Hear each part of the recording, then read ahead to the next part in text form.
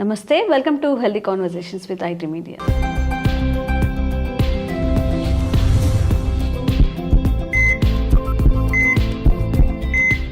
మీ Jhansi. So ఈరోజు మనతో ఉన్నారు వంటింటి చిట్కాలకు కేటఫటస్ అయిన మధుసూదన్ శర్మ గారు, ఎండి ఇన్ ఆయుర్వేద. చాలా మందిలో బెల్లీ ఫ్యాట్ అనేది ఇప్పుడు అందరికీ చాలా పెద్ద సమస్యగా అయిపోయింది. చిన్న పెద్ద అనే తేడా లేకుండా బెల్లీ ఫ్యాట్ బాగా పెరిగిపోవడం వల్ల చాలా రకాల వ్యాధులు వస్తాయని చెప్తున్నారు. మరి ఈ బెల్లీ ఫ్యాట్ని తగ్గించుకోవాలి అంటే మనం ఏం చేయాల్సి ఉంటుంది, దీని గురించి మాట్లాడదాము. నమస్తే సార్. నమస్తే. అసలు బెల్లీ ఫ్యాట్ ఎందుకు వస్తుంది అంటే పెద్దవాళ్ళలోనే కాదు, చిన్న పిల్లల్లో కూడా ఇప్పుడు చాలా బెల్లి ఎక్కువగా ఉన్న వాళ్ళని మనం చూస్తూ ఉంటాము. దీని నుంచి బయటపడాలంటే మనం ఏం చేయాల్సి ఉంటుంది?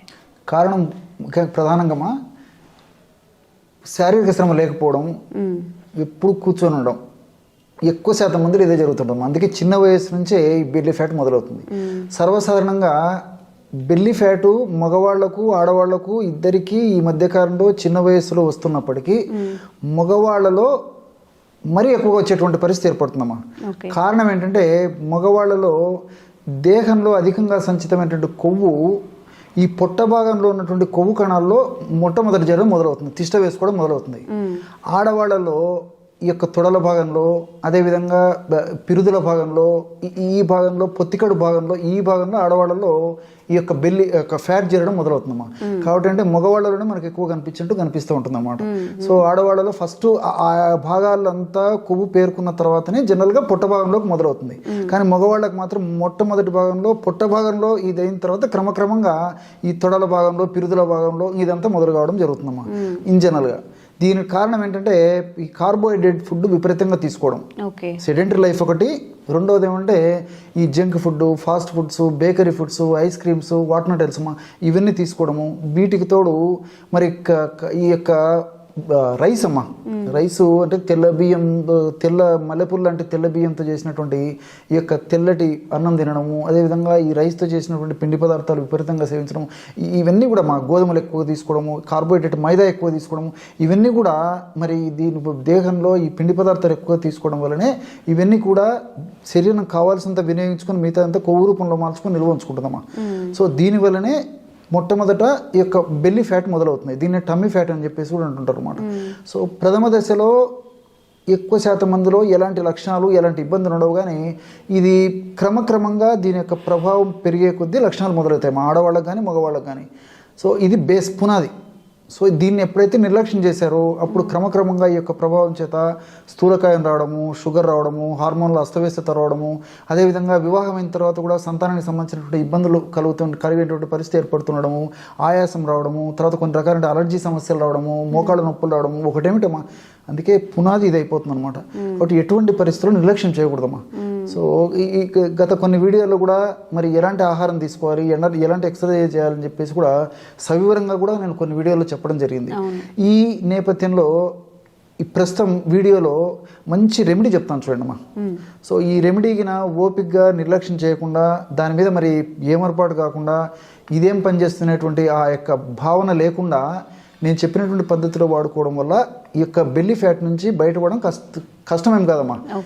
కొంచెం నేను చెప్పినట్టు పద్ధతి ప్రకారం మందులు వాడుకున్నట్లయితే, ఈ యొక్క ఔషధాన్ని వాడుకున్నట్లయితే మరి అత్యంత విలువైనటువంటి, అత్యంత ఖరీదైనటువంటి ఔషధాల జోలికి వెళ్లకుండా, సైడ్ ఎఫెక్ట్స్ వచ్చేటువంటి ఔషధాల జోలికి కూడా వెళ్లకుండా మన ఇంట్లో దొరికేటువంటి పదార్థాలతోనే, ఆహార పదార్థాలతో వాడి ఆ యొక్క సమస్య నుంచి బయటపడవచ్చమ్మా. సో ఈ బెల్లీ ఫ్యాట్కు ఎలాంటి ఔషధాన్ని మనం తయారు చేసుకుని వాడుకోవాలంటే కేవలం రెండు పదార్థాలు. మొట్టమొదటిది అల్లం. దీన్నే ఆర్ద్రక్ అని చెప్పేసి కూడా కొన్ని ప్రాంతాల్లో పిలుస్తుంటారు, జింజర్ అనేటువంటి పేరుతో పిలుస్తారు. సో మనకి సంవత్సరం అంతా మన ఇళ్లలో ఉంటుంది, అదేవిధంగా మార్కెట్లో కూడా సంవత్సరం అంతా మనకు లభ్యమవుతుంటుంది, దొరకని పదార్థం అయితే కాదు. అల్లము ఫ్యాట్ను కరిగించేటువంటి వాటిల్లో చాలా అద్భుతంగా పనిచేసేటువంటి అగ్రస్థానంలో ఉండేటువంటి ఆహార ద్రవ్యాల్లో అల్లం కూడా ఒకటమ్మా.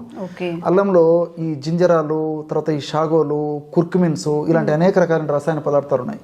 రెండవది ఏంటంటే ఈ అల్లం యొక్క మరొక ప్రభావము, మనం తీసుకున్నటువంటి ఆహార పదార్థాల్లో ఉన్నటువంటి కొవ్వు, జనరల్గా కొవ్వు పదార్థాలు మనం తీసుకున్నప్పుడు కొవ్వు జీర్ణం కావడం వల్ల కొవ్వు పిండి పదార్థాలకు తోడు ఈ కొవ్వు కూడా డైరెక్ట్గా మరి రక్తంలో కొవ్వుకు సంబంధించిన పదార్థం కూడా కలవడం వల్ల మరింత త్వరగా ఆ బెల్లీ ఫ్యాట్ కానీ వెయిట్ కానీ వచ్చేదానికి అవకాశం ఉంటుందమ్మా. సో ఈ అల్లం ఏం చేస్తుందంటే అల్లంలో ఉన్న రసాయన పదార్థాలు మనం తీసుకున్నటువంటి ఆహార పదార్థాలు ఉన్నటువంటి కొవ్వును జీర్ణం కాకుండా దేహంలోకి పంపించకుండా బయటికి వెడలింపజేసేదానికి ఉపయోగపడుతుందమ్మా. దీనికి అంత అద్భుతమైనటువంటి శక్తి ఉంది. ఇందులో ఉన్నటువంటి ఈ కుర్కుమిన్ కానీ తర్వాత ఈ జింజరాల్స్ కానీ ప్రత్యక్షంగా పరోక్షంగా ఇవన్నీ ఉపయోగపడతాయి అన్నమాట. కాబట్టి ఈ దీంతో పాటు ఫ్యాట్ మెటబాలిజాన్ని వేగవంతం చేస్తుంది. బెల్లీ ఫ్యాట్ ఉన్నటువంటి వాళ్ళలో అదేవిధంగా వెయిట్ ఉన్నటువంటి వాళ్ళలో మెటబాలిజం స్లోగా ఉంటుందమ్మా. ఎప్పుడైతే మెటబాలిజం స్లోగా ఉంటుందో అప్పుడు ఫ్యాట్ బర్న్ కాదు. దీంతో పాటు అదనంగా వీళ్ళు రెగ్యులర్గా కూడా మరి క్యాలరీలకు మించినటువంటి అవసరానికి మించినటువంటి ఆహారం తీసుకోవడం వల్ల అదంతా కూడా మరి ఫ్యాట్ కింద మారిపోయి కొవ్వు కణాల్లో మరింత సంచితమైనటువంటి పరిస్థితి ఏర్పడుతుంది అనమాట. ఈ అల్లం వాడుకోవడం వల్ల ఆ యొక్క సమస్య నుంచి కూడా బయటపడవచ్చమ్మా.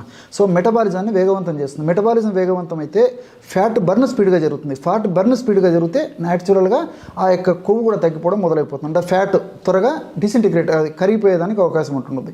సో ఈ యొక్క అల్లాన్ని ఉదయం పరిగెడుపునేమ్మా, పొద్దున్నే మోహం గడిగినటువంటి తక్షణమే పరిగెడుపునే 4 టీ స్పూన్లు అల్లము, ఇందులో 2 టీ స్పూన్లు స్వచ్ఛమైనటువంటి తేనె కలిపేశారు. 4 టీ స్పూన్లు అల్లం రసం అయితే 2 టీ స్పూన్లు తేనె కలిపేశారు. సో ఈ తేనెలో గుణం ఏంటంటేమా, తేనె వెంటనే రక్తంలో కలిసిపోతుంది, వెంటనే శక్తినిచ్చేందుకు ఉపయోగపడుతుంది. తేనెలో అనేక రకాలైనటువంటి పోషకాంశాలు ఉన్నాయమ్మా. సో ఈ పోషకాంశాలన్నీ కూడా మనకు దేహానికి ప్రత్యక్షంగా పరోక్షంగా చాలా చక్కగా ఉపయోగపడతాయి.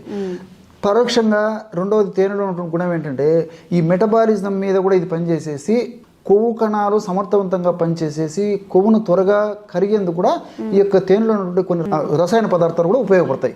తేనెలో ఉన్నటువంటి కొన్ని రసాయన పదార్థాలు కూడా ఉపయోగపడతాయి. సో ఈ 2 పదార్థాలు కలిపి వాడుకోవడం వల్ల ఫలితం చాలా త్వరగా ఉండేందుకు అవకాశం ఏర్పడుతూ ఉంటుంది. ఇక్కడ ఈ పద్ధతిలో వాడుకోవడం వల్ల కొంతమందిలో ఏమవుతుందంటే రోజు 2-3 సార్లు మోషన్స్ అయ్యేటువంటి పరిస్థితి కూడా మొదలవుతుందమ్మా.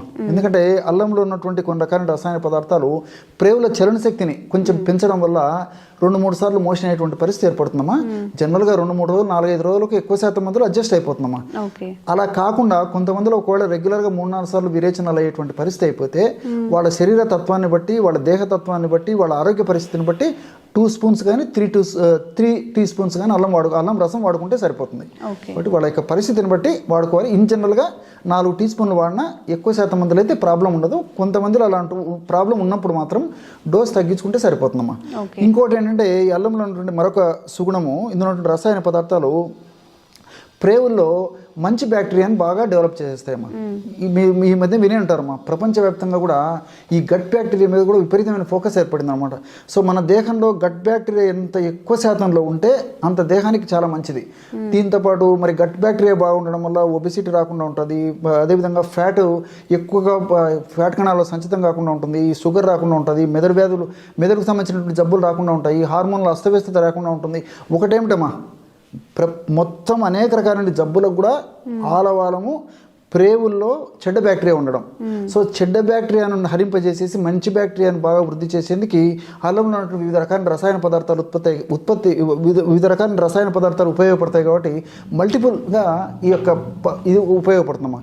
కాబట్టి రెగ్యులర్గా ఈ యొక్క పద్ధతిలో ఈ యొక్క ఔషధాన్ని వాడుకోవడం వల్ల మరి నేను చెప్పినట్లు దీని మీద నిర్లక్ష్యం కాకుండా, చులకన భావం కాకుండా ఓపిక వాడుకోవాలమ్మా. ఏంటంటే అల్లం ఏం పనిచేస్తుందని అనుకుంటుంటారు కానీ మరి విద్యావంతులు, చదువుకున్న వాళ్ళు, మేధావంతులు గూగుల్ సెర్చ్లు చూస్తే అసలు అల్లం ఎలా పనిచేస్తుంది, తేనె ఏ పద్ధతిలో పనిచేస్తుంది అని చెప్పేసి కొంత అవగాహన వస్తుంది. కాబట్టి అలాంటి వాళ్ళు ఎవరైనా ఉంటే ఫర్దర్గా అలాంటివి ఏదైనా చూసుకున్నా వాళ్ళు స్టిల్ మోర్ కాన్ఫిడెన్స్ వచ్చేస్తుందమ్మా. ఓకే సార్, మరి బెల్లీ ఫ్యాట్ ఉన్నప్పుడు ఇలా కాకుండా ఏదైనా ఎక్సర్సైజ్ రూపంలో కూడా వాళ్ళు చేస్తుంటే ఇంకొంచెం బెనిఫిషియల్ అవుతారు కదా, అలాంటి ఎక్సర్సైజెస్ ఏమున్నాయి? చాలా మంచి ప్రశ్న అడిగారమ్మా. చాలా మంది నన్ను కూడా అడుగుతుంటారమ్మా నిత్య జీవితంలో, సార్ ఇలాంటివి ఏమైనా ఉంటే చెప్పండి అని చెప్పేసి. జస్ట్ ఇంట్లో నుండి చేసుకోవచ్చమ్మా. ఓకే, ఇప్పుడు నేను చెప్పేటువంటి ఏవైతే ఆసనాలు ఉన్నాయో వీలైతే గురువు అందుబాటులో ఉంటే గురువు సమక్షంలో కొన్నాళ్ళు నేర్చుకొని వాళ్ళు ఇంట్లో చేసుకోవచ్చు. లేకపోతే గూగులే గురువు అని చెప్పేసి అందరూ చూసేస్తే తగిన ఆసనాలు ఎట్లా వేయాలి, ఏ టైంలో వేయాలి, ఎంతసేపు వేయాలి, ఎవరు వేయకూడదు, ఎవరు వేయచ్చు, మొత్తం డీటెయిల్స్ అన్ని తెలుస్తాయమ్మా. నేను చెప్పబోయేటువంటి ఆసనాలు వేయడం వల్ల ఫలితాలు మరింత శీఘ్రంగా సమర్థవంతంగా ఉండేటువంటి పరిస్థితి ఏర్పడుతుందమ్మా. కేవలము రోజు ఒక 10-15 నిమిషాలు టైం స్పెండ్ చేయగలిగితే చాలమ్మా. ఎక్కువ టైం కూడా అవసరం లేదు. ఇందులో భుజంగాసనం చాలా బాగా పనిచేస్తుందమ్మా. భుజంగం అంటే పాము. పాము నాగపాము పడగబడినప్పుడు ఎలా ఉంటుందో మన దేహ ఆకృతి అలాగ ఉంచేసేసి మనం ఆ యొక్క ఇది చేయాలమ్మా. సో భుజంగాసనం అలాంటి ఆసనాన్ని వేయాలన్నమాట. సో ఈ గూగుల్లో చూస్తే మనకు అర్థమైపోతుంది. దాన్ని కొద్దిసేపు వేసేయాలి. అదేవిధంగా దాని తర్వాత ఉష్టాసనం. ఉష్ట అంటే ఒంటె ఉష్ణం అంటే ఒంటె అనమాట. సో ఒంటె పాశ్చర్ ఏ విధంగా అయిపోతుందో ఆ విధంగా మన దేహం ఇది మారిపోతుందమ్మా ఆ ఆసనం వేసినప్పుడు. సో భుజంగాసనం ఉష్టాసనము వీలుండి అవకాశం ఉండి సమయ ఇబ్బంది లేకపోతే 2 సార్లు చేయడం మరీ మంచిదమ్మా, ఉదయం సాయంత్రం. అలాంటి వీలు కాని వాళ్ళు కనీసం ఏదో ఒకసారి ఉదయం కానీ సాయంత్రం కానీ చేయడం వల్ల ఫలితాలు చాలా అనూహ్యంగా ఉండేటువంటి పరిస్థితి ఏర్పడుతుంది.